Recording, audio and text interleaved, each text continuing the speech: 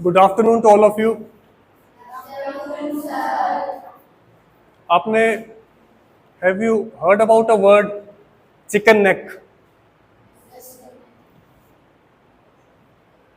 इन Indian context? Chicken neck, देखो listen, जिन्होंने सुना है बहुत अच्छी बात है, जिन्होंने नहीं सुना ध्यान से सुनो। It is a strip of land between mainland India and our northeastern state. Can you see here?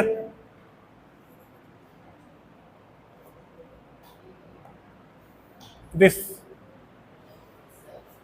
And this strip is only 22 kilometre wide, सिर्फ और सिर्फ 22 किलोमीटर। आप कह सकते हो India, mainland India and north eastern state, इनको जोड़ने वाली एक बिल्कुल पतली सी स्ट्रिप है 22 किलोमीटर की। इसका एक मतलब और भी है, अगर कोई देश या कोई ऑर्गेनाइजेशन इंडिया को डिस्टर्ब करना चाहती है तो उसको बस इस 22 किलोमीटर के एरिया को कंट्रोल में करना है या इस 22 किलोमीटर के एरिया पे अटैक करना है, एंड दैट ऑर्गेनाइजेशन और that country can easily cut north east India from mainland India. समझ रहे हो इस बात को? और इस वजह से ये एरिया बहुत ज्यादा सेंसिटिव है, इट इज वेरी सेंसिटिव। हम इस बात को जानते हैं, हमारा दोस्त चाइना भी इस बात को जानता है, ठीक है? तो यहां से केवल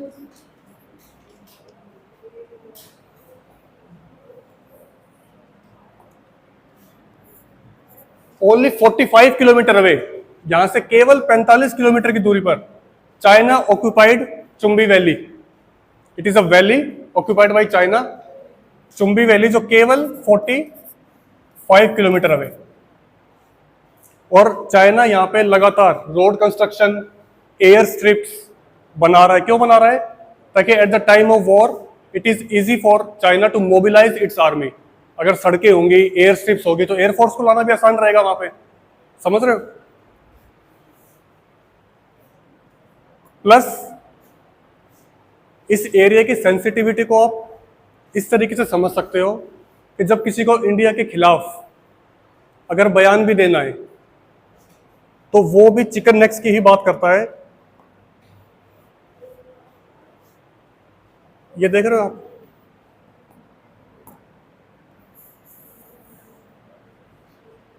रीड दिस। जब सीएए का, सॉरी हाँ, शाहीन बाग में जब सीएए को लेके, सिटीजनशिप अमेंडमेंट एक्ट को लेके जब आंदोलन चल रहा था शाहीन बाग में, तो there was a person, Sharjeel इमाम।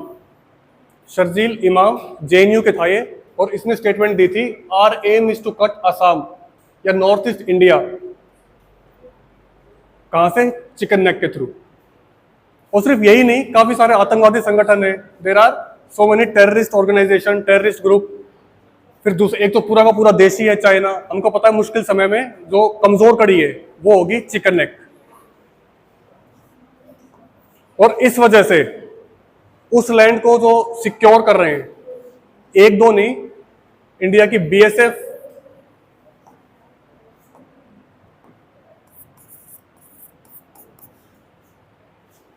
Army, Indian army, Assam rifles, ITBP. ITBP means Indo Tibetan border police, West Bengal police,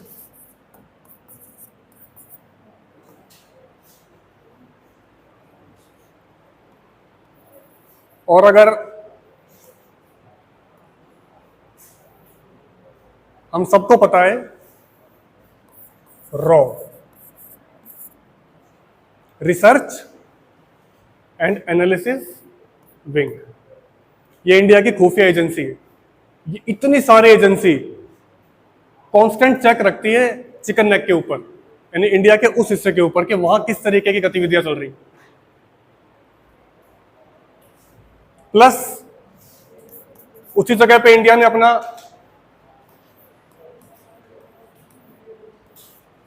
S-400। S-400 से आप क्या समझते हो? It is a air defence system.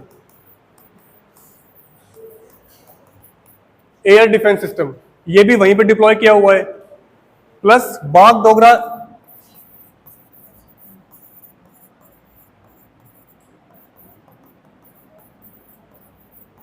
Bagdogra airbase वो भी इसी जगह पे है, क्योंकि इंडिया भी जानता है कि अगर कभी ऐसी सिचुएशन आई, ऐसी प्रॉब्लम हुई, तो पहला अटैक इसी जगह पे होगा और इस जगह के लिए हमको रेडी रहना है। इसलिए इतनी तैयारी पहले से करके रखी है। देखो, अब ध्यान से सुनो।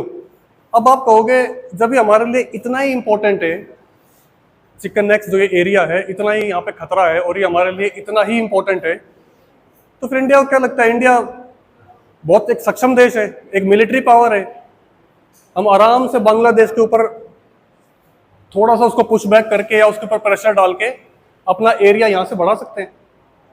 It is very easy. लेकिन एक बात को समझो, एक चीज होती है इंटरनेशनल इमेज। भारत की एक इमेज है that we are a peace loving country. हम विश्व गुरु बनना चाहते हैं, अपनी नॉलेज का लोहा मनवाना चाहते हैं, साइंस एंड टेक का। एट द सेम टाइम हम ये नहीं चाहते कि एट ग्लोबल लेवल, तो there is a term called international image. तो अगर इंडिया डायरेक्टली किसी देश पे अटैक करता है तो it will deeply hurts its international image. क्योंकि एक तरफ तो हम विश्व गुरु बनना चाहते हैं, अपने आप को नॉन अग्रेसर दिखाना चाहते हैं, peaceful country, so it is very impractical to attack on a country without any reason. But at the same time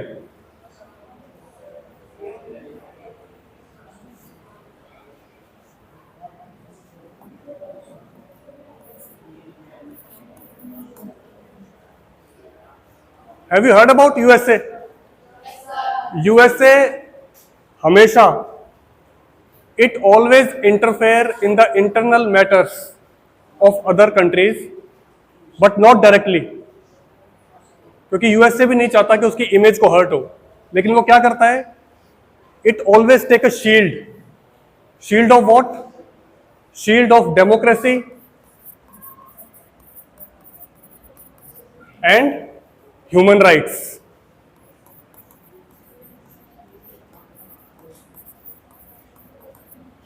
तो जब भी यूएसए किसी देश में इंटरफेयर करेगा तो वो दो बात बोलेगा कि हम लोग डेमोक्रेसी को बचाने के लिए और ह्यूमन राइट्स को सेफगार्ड करने के लिए, तो हम तो इसलिए इंटरफेयर कर रहे हैं। लेकिन रियलिटी होती है कि it interferes to achieve its personal goals. अपने पर्सनल गोल्स को अचीव करने के लिए वो इंटरफेयर करता है। अब ध्यान से सुनो। You know what is happening in Bangladesh? What is happening in Bangladesh? Bangladesh के अंदर कू हुआ है, CO।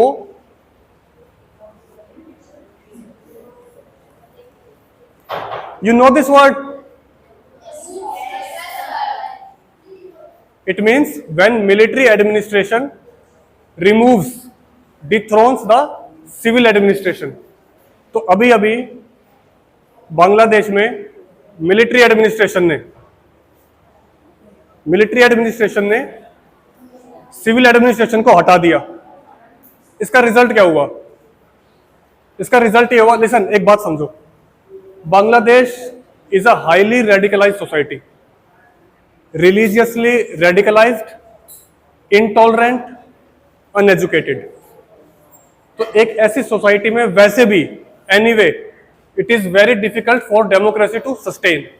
वैसे भी डेमोक्रेसी का सस्टेन करना बहुत मुश्किल ही था, और प्लस जब एक विमेन वहां पे रूल कर रही हो, शेख हसीना, तो मैं तो कभी कभी हैरान भी होता था कि ऐसा देश जहाँ पे एजुकेशन भी इतनी नहीं है, पीपल इतने रेडिकलाइज्ड हैं, तो कैसे पॉसिबल है कि एक महिला वहां पे रूल कर रही है?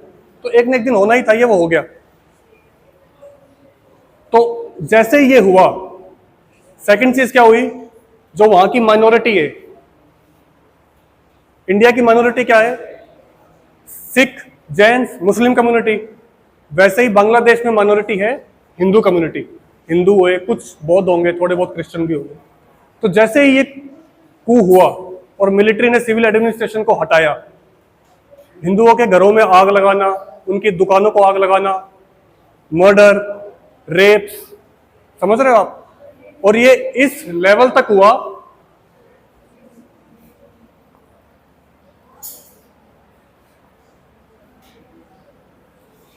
देखो सी,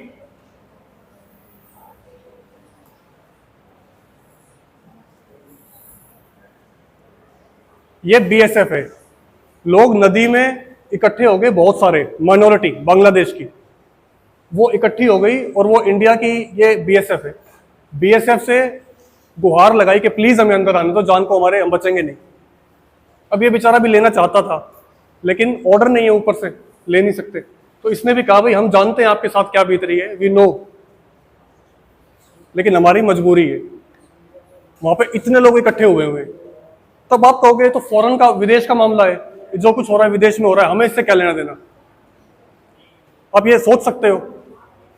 लेकिन लिसन, अभी कुछ देर पहले हम डिस्कस कर रहे थे, इंडिया की एक प्रॉब्लम है chicken next problem. You stay here, I will talk.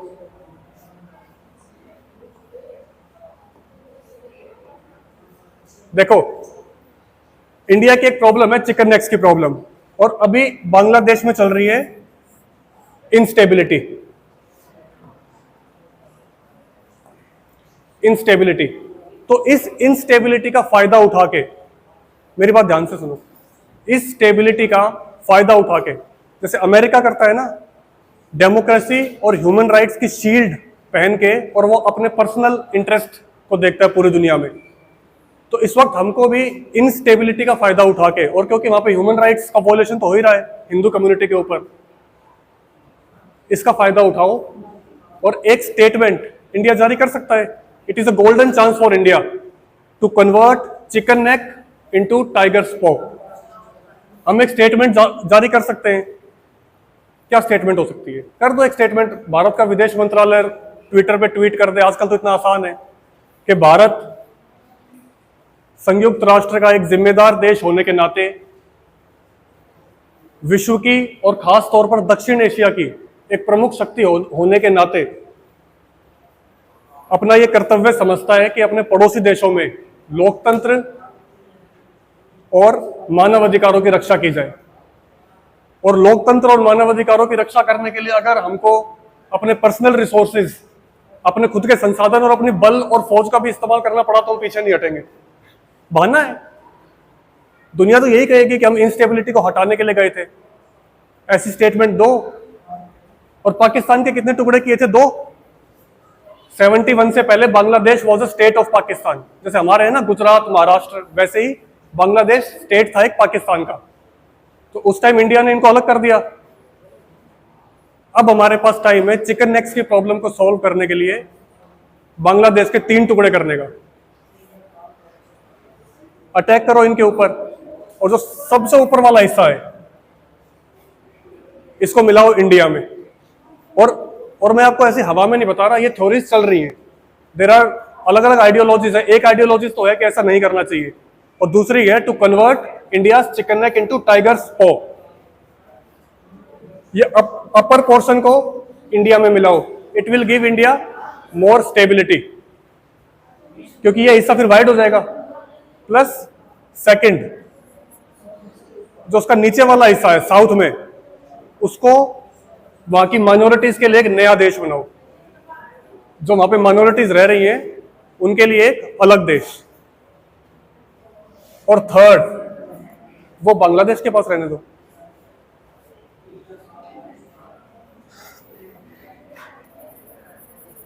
और मैं तो ये कह रहा हूं कि लिसन, मैं तो ये कह रहा हूं कि अगर दूसरा देश बनाना ही है तो उसकी बाउंड्री कुछ ऐसे होनी चाहिए। वाई?